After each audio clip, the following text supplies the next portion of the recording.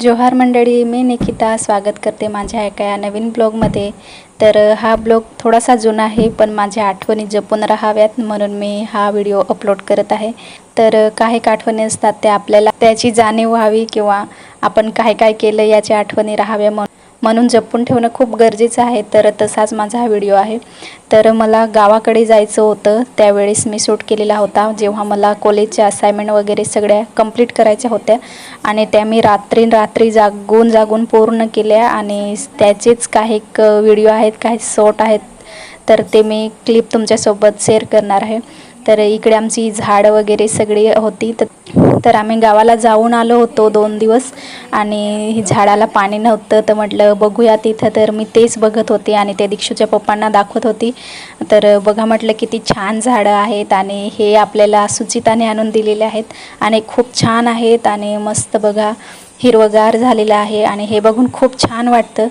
तर 2-3 दिवस गावाला जाऊन आले होते आणि त्याला पाणी नव्हतं म्हणून थोडेसे हे झाले होते, पण खूप छान हिरवगार वाटत होतं। आणि नंतर मग आम्ही परत जाऊन आले गावाला, त्यावेळेस तर पूर्ण झाड सुकून गेलेली, एवढी मस्त झाडं झालेली होती। आणि आता परत जाऊन आलो ना बघतो तेव्हा तर पाहिली तर पूर्ण सुकून गेलेली होती आणि ते पाहून खूपच वाईट वाटलं, कारण एवढी मस्त काळजी घेतो आणि ते मग असं सुकून जातं तर खूप वाईट वाटतं।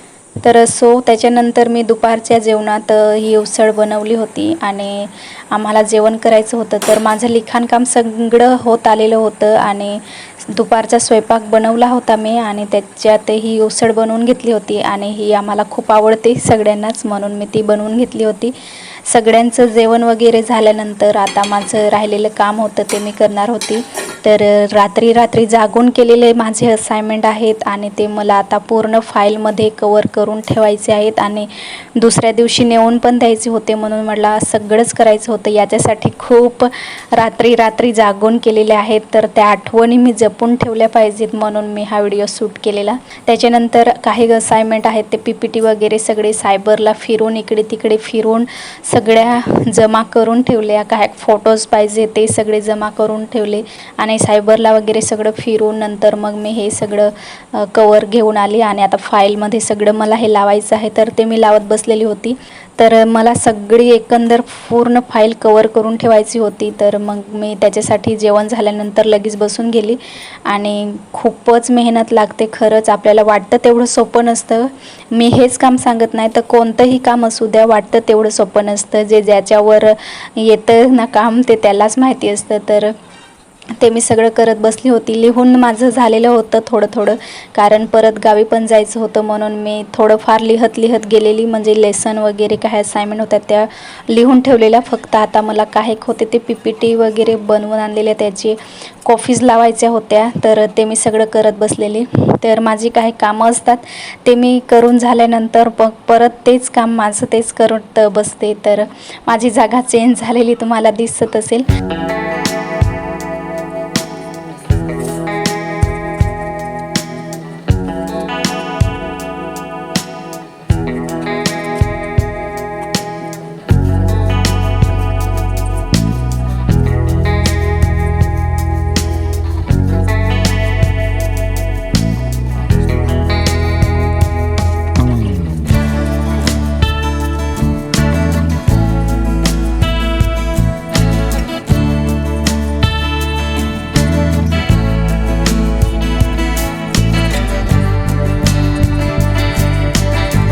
तर माझी फाईल थोडीफार कवर झालेली आहे आणि त्याला पूर्ण कवर करून मला त्याला कवर लावायचं आहे, तर त्याच्यासाठी मला ग्रीन कवर पाहिजे आणि ग्रीन कवर लावून झाल्यानंतर मग त्याच्यावर हा कवर लावायचा होता प्लॅस्टिक, तर तो पण मी घेऊन आलेली होती। तर मी सगळी फाईल लावून झाल्यानंतर मी दीक्षूच्या पप्पांना सांगत होती की मला थोडी तरी हेल्प करा ना, एवढं सगळं मला लावायचं आहे, सगळं करायचं आहे, एक तर रात्री जागून सगळं काम करत बसलेली, तर म्हटलं थोडी तरी हेल्प करा मला याच्यात, असं मी त्यांना बोलत होती। तर माझी सगळी फाईल लावून झालेली होती बघू शकता आणि त्याला आता मला कवर करायचं होतं, तर मी दीक्षूच्या पप्पांना सांगत होती की मला कवर करून द्या म्हणून, तर मला सांगू नको तू तुझं काम कर असं बोलत होते। पण त्याच्यानंतर त्यांनी मला या फाईलला पूर्ण कवर करून दिलं आणि त्याच्यावर वरचा जो प्लॅस्टिक होता तो पण त्यांनी मला लावून दिला आणि मस्त फाईल झाली होती। तर त्याचा काही मला सूट घेता आलेलाच नाही, पण जेव्हा मला ही फाईल सबमिट करायला जायचं होतं त्याच्या अगोदर मी त्याला सगळे फोटोज वगैरे सगळे लावून घेतले होते. आणि त्याच्यानंतर नेमकं बाबूने असं करून टाकलं ना, म्हणजे जिथं मी फाईल लावत बसली होती ना फोटोज, त्याच्यावरच बाबूने एक बॉटल पाणी आणून ना पूर्ण त्याच्यावर टाकलेलं. मला एवढं म्हणजे डोकं शून्य झालेलं ना की आता काय करू मी काय नको, कारण पूर्ण फाईल मी रात्री जागून केलेली. आणि त्याच्यानंतर मग त्याच्यावर बाबूने पाणी पूर्ण एक बॉटल आणून ना त्याच्यावर टाकली. अरे देवा, म्हटलं आता काय करू. आणि परत ते दीक्षूच्या पप्पांना सांगितलं तर ते मलाच ओरडायला लागले की म्हणजे याच्यात बाळाची काही चुका नाही, ती चुका आहेत फक्त तुझीच, कारण तूच खाली घेऊन बसलेली होती. त्याला काय माहिती ते भिजणार आहे की काय आहे. आणि ते पण बरोबर होतं. आणि खरंच मग मी पूर्ण त्याला उन्हात ठेवलेलं होतं आणि पूर्ण पेज हे झालेलं होतं. मग सगळंच चेंज करायचं ठरवलं, पण त्याच्यातले काही होते पेज ते मला चेंज करावे लागले आणि काही होते ते मग मी तसेच सुकवून घेतले. असं करून मी पूर्ण फाईल बनवून घेतलेली होती. आणि खरंच माझं डोकं चालत नव्हतं की एवढं मेहनत करून आणि त्याच्यावर पाणी टाकणं म्हणजे किती वेदना होतात आपल्याला.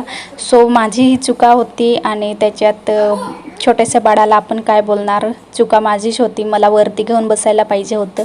असेच मग दीक्षूचे पप्पा हे मला बोलले, सो असू द्या म्हटलं मी मॅनेज करेन. आणि फाईल मग पूर्ण करून मी ठेवून दिली होती. आणि त्याच्यानंतर आमचं हे रात्रीचं जेवण जे आहे ते आम्ही बनवायला घेतलेलं होतं. तर इकडे मला दीक्षू हेल्प करत होती. तर अंडी बनवायला घेतलेली होती. तर दीक्षूला अंडी सोलायची होती म्हणून मी तिला अंडी सोलायला दिलेली होती, कारण थोडीशी हेल्प करते म्हणत होती. ते म्हटलं चल करून घे माझी हेल्प. तर इकडे आमचे गप्पा मारत दीक्षू माझी हेल्प करत होती. आणि प्रोजेक्टची फाईल सबमिट करायला मला कॉलेजला जायचं होतं. तर मग मी गावी गेलेली होती, मला गावावरून यायचं होतं. सो गावी गेल्यानंतर माझी फाईल इकडे डहाणूलाच राहिली होती. तर मी ती फाईल घ्यायला परत डहाणूला आली आणि डहाणूवरून मग ती फाईल घेऊन परत बोईसरला कॉलेजला गेली. असं म्हणजे जेव्हा गावी होतो तेव्हा खूप धावपळ होत होती. सो त्याच्यानंतर आमचं गावाकडे राहणं आणि परत कॉलेजला एक्झामला येणं अशीच पूर्ण धावपळ चाललेली होती. आणि मग फाईल वगैरे सगळी सबमिट झाली होती. सो त्याच्यानंतर माझे एक्झामचे दिवस आले आणि एक्झाम ही माझी कंप्लीट झालेली आहे. सो चला बाय, आजचा ब्लॉग इथंच एंड करते. कशा वाटला कमेंट करून सांगा आणि व्हिडिओला लाईक शेअर सबस्क्राईब करा. बाय.